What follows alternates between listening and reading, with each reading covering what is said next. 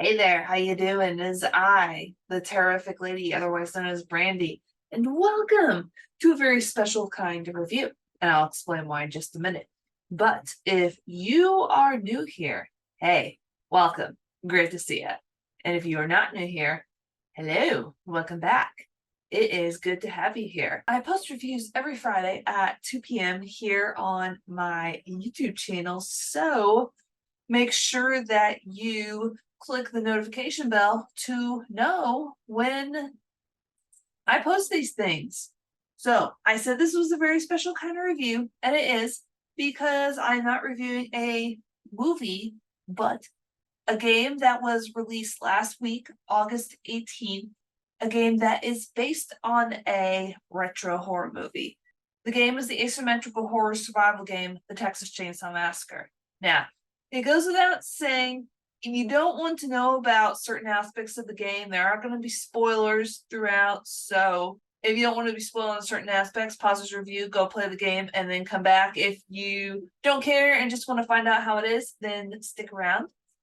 I would like to thank Sumo Digital, Gun, and Terminals.io for the free review key. I greatly appreciate it. And just let's delve right into it. First, a little background about the game. It is a asymmetrical horror survival game based off of the 1974, based off of and inspired by the 1974 horror film, The Texas Chain Saw Massacre. There are 4 survivors, or victims, as they're known in this game, versus 3 members of the Sawyer family. The object, if you are a victim, is to find a way to escape whatever map you're on. The object, if you are a member of the family, is to hunt down those victims and prevent them from escaping. So that is the general basis and background of the Texas Chainsaw Massacre game. If you choose to play as a victim, there are several different victims to choose from. Each victim has their own strengths. Each victim has a skill tree that you can build. And if you get tired of that skill tree, you can respec it and spend the points in other areas. If you also want to respec the attributes, you can build up your character's attributes. If you want to respec those, then you can do that as well. If you're a member of the family, same thing. You can choose which family member you want to be. Certain family members have different strengths than over others.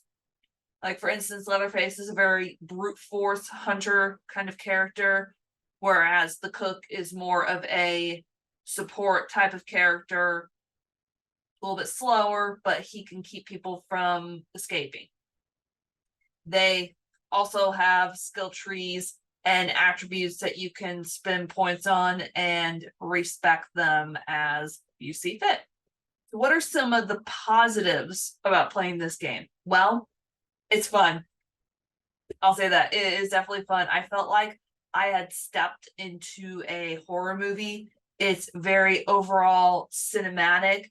The maps are built in such a way, if you are a victim, that you could get easily lost. And it kind of mimics a horror movie to where just like you can just make one wrong decision, one wrong turn, and boom, you're dead. That happened to me quite a few times throughout the course of this game. And if you're a member of the family, yeah, like you don't know like the area and you can still get easily lost, but it is so much fun to slaughter victims. There are multiple ways for victims to escape. They can escape through pressure valve gates, regular gates. They can use fuses and fuse boxes to open doors. There's so many different ways to escape that you'll find yourself not using the same way twice. I just also love the aspects of the game. Like, for instance, if you're a member of the family, you have to feed grandpa blood. Which, you know, throws back to the 1974 movie where they gave Grandpa Sally's cut finger and he sucked on it like it was a pacifier, and that's disgusting. But yeah, and then the whole like grandpa aspect. It's like whenever you're a member of the family, you can feed him blood and then he'll be able to detect and find victims. If you're a victim, you can stab and incapacitate grandpa so that way he can't find you for a little bit anyway. I went into this game by myself, obviously, for the purposes of this review, but it would be such a fun game to play with friends and people that you know, because you can coordinate with each other and just like screw around with each other, and that would be a lot of fun. And also something else I want to compliment is this game is true crossplay. I have never seen a game do crossplay without multiple problems. Whenever I went into lobbies, I was playing with people who had this game on the Xbox or the PlayStation and other fellow PC players. So this game does an awesome job on crossplay. Now, on the flip side, what are some of the negatives about this game? I had just finished talking about the lobbies in the game. Sometimes you find yourself waiting for a very long time for a match to start. Another thing I thought that was a little bit weird is that you cannot start a match without a Leatherface, which I don't understand the reasoning behind that. I know Leatherface is the most iconic out of the whole franchise. I get it, but you should be able to, on the family side, be able to play not as Leatherface as if you didn't want to, and you should be able to start a match with just 3 members of the family other than Leatherface. I thought that was weird. Also, there were multiple crashes and network errors that I encountered during the game that would either freeze up my game or would not let me start a match, so I would have to close out the game entirely and restart, and it was a bit frustrating. Also, it could get a bit old after a while, the whole same, cat and mouse kind of thing. Even though this game is fun, it is not something that I could play on a loop for days on end. I would have to have some breaks in between playing this game. But yeah, it doesn't offer anything new to the horror survival, like asymmetrical horror survival genre, in terms of the whole,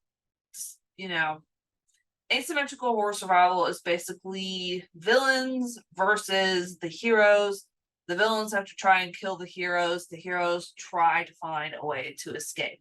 On that kind of vein, it doesn't offer anything new, but I do want to compliment the game mechanics that they put in. For instance, the grandpa detection, feeding grandpa blood, being able to incapacitate grandpa, being able to stop victims from trying to escape through things like shutting gates and destroying objects, and then also as a victim to try not to be detected by cutting down noisemakers, stabbing chickens who are noisemakers, disabling traps. That I did appreciate.